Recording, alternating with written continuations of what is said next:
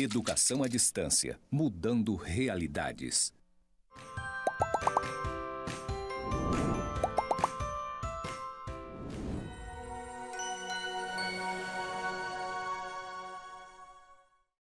Olá, sejam bem-vindos e bem-vindas à disciplina Antropologia da Educação. Eu sou a professora Laelba e falo com você diretamente do Estúdio EAD do IFRO Campus Porto Velho, Zona Norte. Agora vou realizar minha audiodescrição. Eu sou uma mulher negra de 1,60 m, 42 quilos, tenho cabelos cacheados com algumas mechas amarelas, faço uso de óculos, estou vestida numa calça jeans e numa blusa rosa. Atrás de mim há uma parede branca com alguns pontos interligados na cor cinza e à minha esquerda os seguintes dizeres em letra maiúscula e na cor verde. EAD mudando realidades. Vamos à nossa aula de hoje, que tem como tema antropologia, diversidade e diferença. O conceito de cultura. Maria é uma mulher culta. João não tem cultura. Ter cultura é ouvir Tom Jobim, Vinícius de Moraes? Ouvir Casca de Bala também é cultura?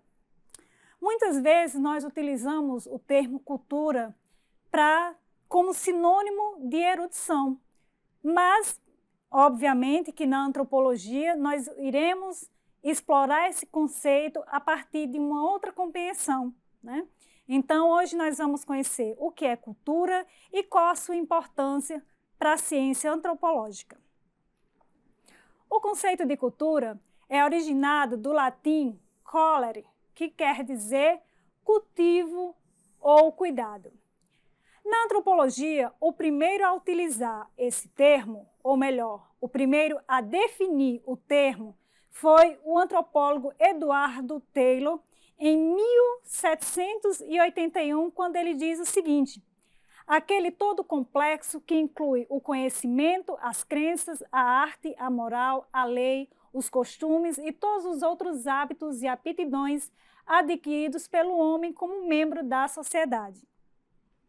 Esse conceito, por muito tempo, ele foi um conceito aceito socialmente pelos estudiosos europeus, mas ele tinha um cunho evolucionista, né? Acreditava na superioridade das culturas, né, das sociedades de modo geral, e ao longo do tempo ele foi sendo substituído na própria antropologia. Então, novas noções de cultura, né, novas perspectivas antropológicas, elas irão surgindo ao longo do tempo. E uma das mais promissoras, né, que inclusive até hoje elas são utilizadas na antropologia, é o conceito de cultura elaborado por esses três antropólogos aqui, Franz Boas, Bronislaw Malinowski e Margaret Mead.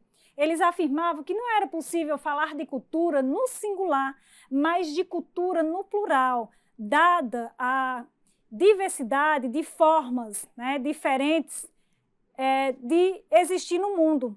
Então, não era possível falar numa única cultura, mas em culturas, como algo plural e diversos, que é algo inerente da própria humanidade. Avançando mais um pouco, nós iremos perceber que a cultura ela vai condicionar a nossa visão de mundo, né? De que forma seria esse condicionamento? Segundo a antropóloga Ruth Benedict, uma antropóloga americana, ela vai dizer o seguinte: a cultura é uma lente através da qual o homem vê o mundo. Homens de diferentes culturas usam lentes diversas, portanto, têm visões desencontradas das coisas. Então, as nossas lentes, elas são próprias das nossas culturas.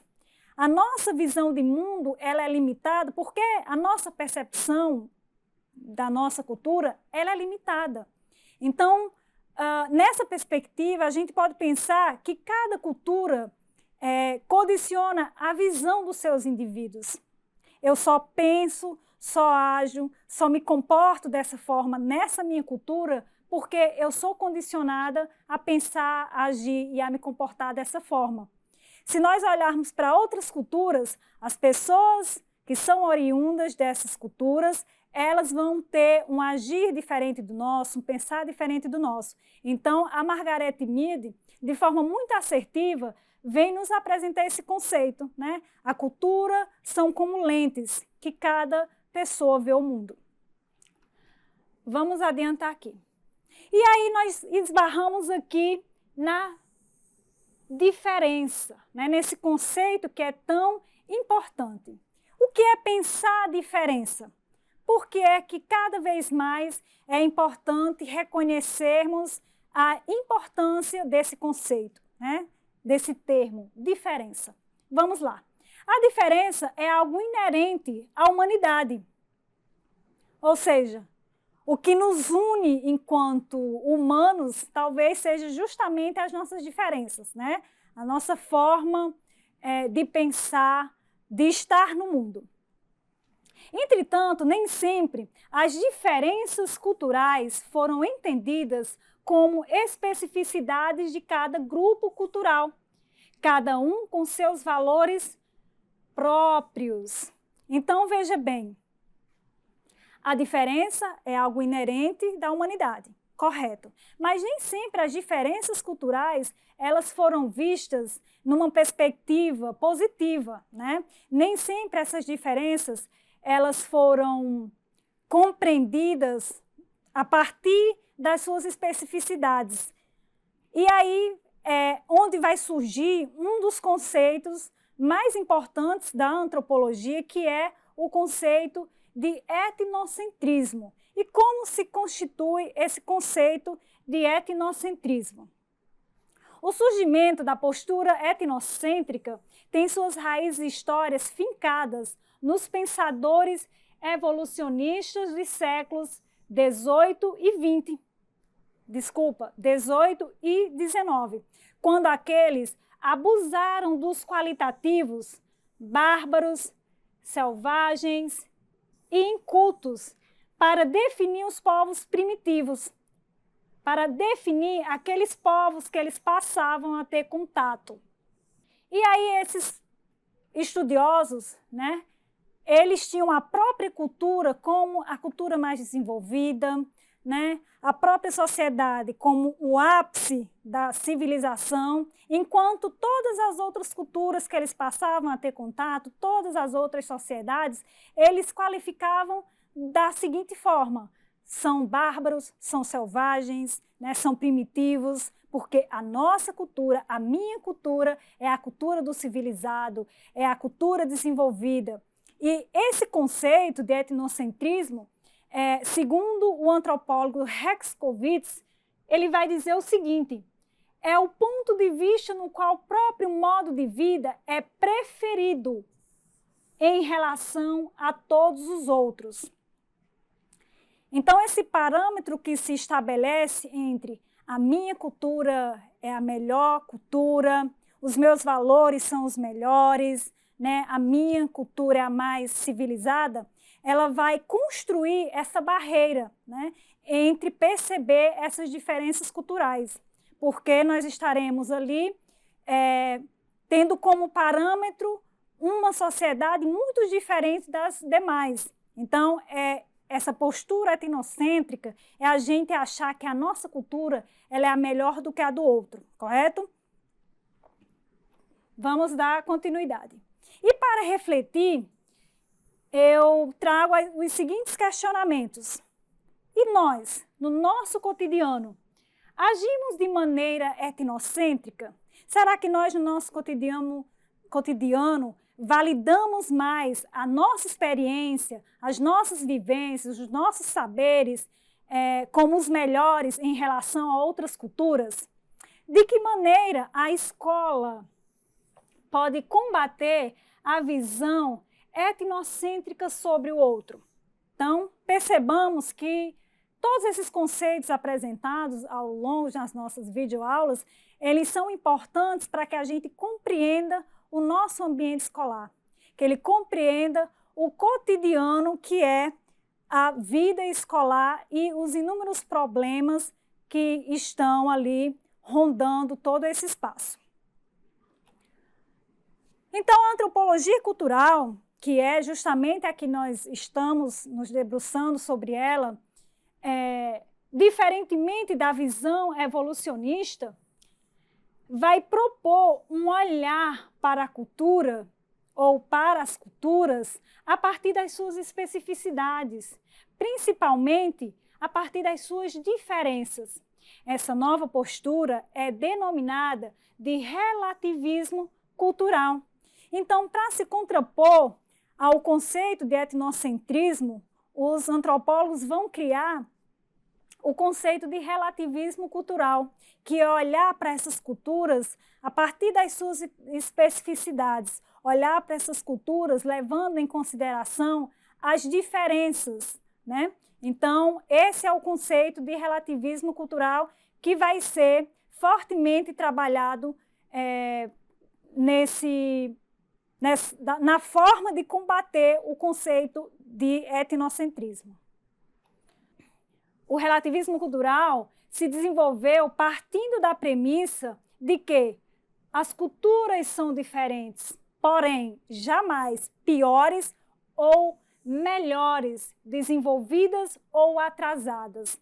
Então, esse conceito surge, né, como eu falei anteriormente, para se contrapor a essa ideia de cultura superior, de cultura inferior. O relativismo cultural, ele vem propor um novo olhar, né? Ressignificar todo esse contexto onde as culturas elas têm que ser vistas a partir das suas diferenças, das suas especificidades, não em momento algum em comparação com outras culturas, porque cada cultura no seu tempo, elas são desenvolvidas, né?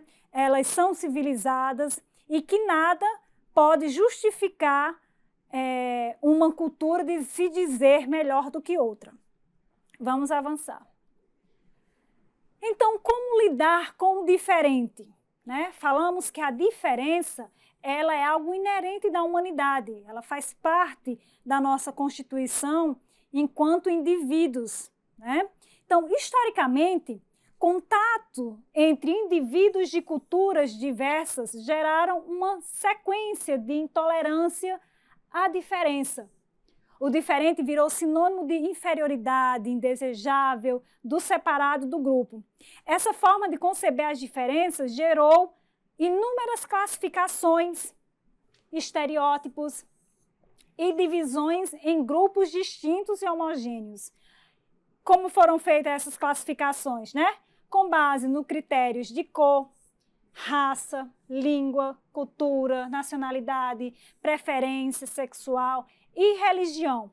Então, nós podemos perceber que pensar as diferenças, né, reconhecer as diferenças sociais, elas ainda um grande desafio da humanidade, né?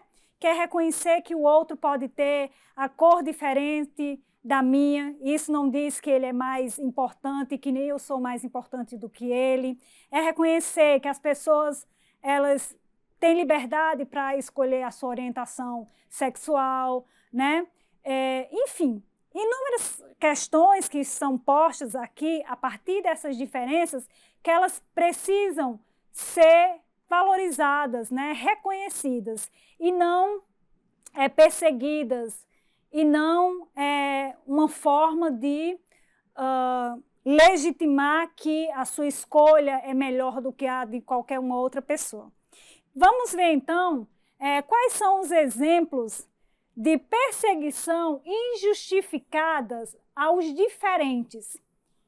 Que seriam esses diferentes? Quando a gente pensa, por exemplo, a perseguição aos judeus durante a Segunda Guerra Mundial, onde aconteceu o Holocausto, né, que milhares de judeus foram mortos.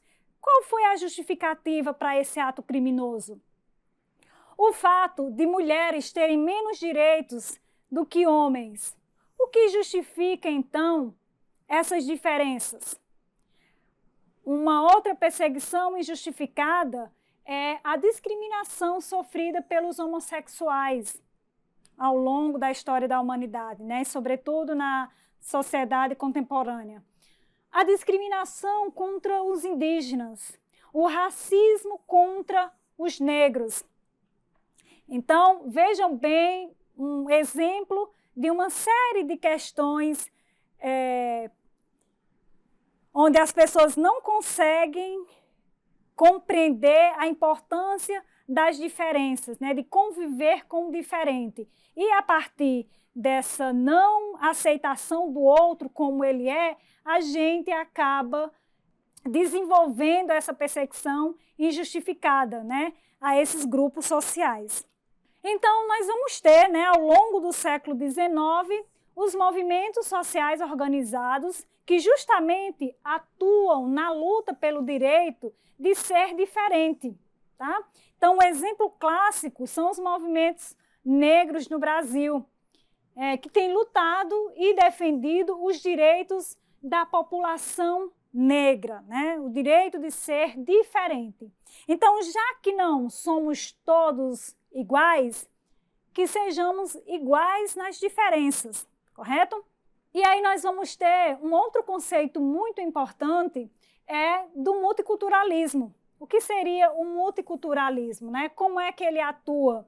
Ele atua para corrigir as falhas do sistema de liberdade e de igualdades formais. Um clássico exemplo de como opera o multiculturalismo é pensar que ela se contrapõe, né, que esse conceito se contrapõe ao que ouvimos ao longo de toda uma vida, que somos todos iguais perante a lei. Né? Mas será que somos, de fato, todos iguais perante a lei? E aí, essa é uma reflexão que eu quero que você faça, porque no frigir dos ovos nós vamos perceber que nós não somos iguais, humanamente falando, e nem diante da lei, tá? Esses discursos, eles colaboram para esse tipo de concepção, né, de igualdade formal, quando, na verdade, na operacionalidade ali do nosso cotidiano, a gente sabe que ela não existe, tá? Então, vamos lá. O multiculturalismo constitui-se como um dos mecanismos para lutar contra toda forma de intolerância e em favor de políticas públicas capazes de garantir os direitos civis básicos a todos, preservadas as suas diferenças. Vamos adiantar. Então, exemplos de como o multiculturalismo opera, nós vamos ter as políticas de ações afirmativas, né? Como as cotas raciais, que justamente busca reparar toda uma desigualdade social e racial existente no nosso país desde o período da escravidão negra. Nós vamos ter também a Lei 10.639/03, que trata sobre a obrigatoriedade do ensino da cultura africana e afro-brasileira nos espaços de ensino básico e superior no Brasil. Essa lei que posteriormente foi alterada para a Lei 10.645/08, que também trata da obrigatoriedade da cultura e história indígena nos espaços escolares. Então, veja bem.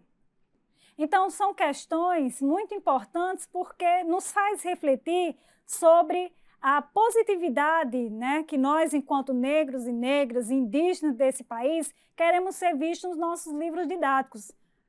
Muitas das vezes, estamos sempre no lugar do subalterno, né, estamos sendo representados nos livros didáticos, condicionado à ideia de escravidão.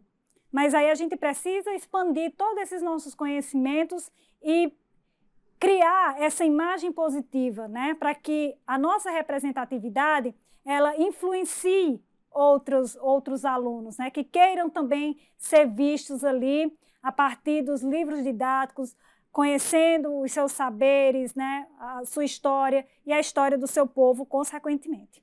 Vamos lá. E aí, finalizamos aqui com a nossa referência, Antropologia, Caderno Pedagógico. Eu espero que as reflexões aqui apresentadas possam lhe ajudar a refletir sobre a sua prática pedagógica, caso você já seja professor, que possa lhe auxiliar a desenvolver da melhor forma uma educação inclusiva, uma educação que leve em consideração as inúmeras diferenças que você vai encontrar nesse contexto escolar. É isso, nos vemos na próxima unidade.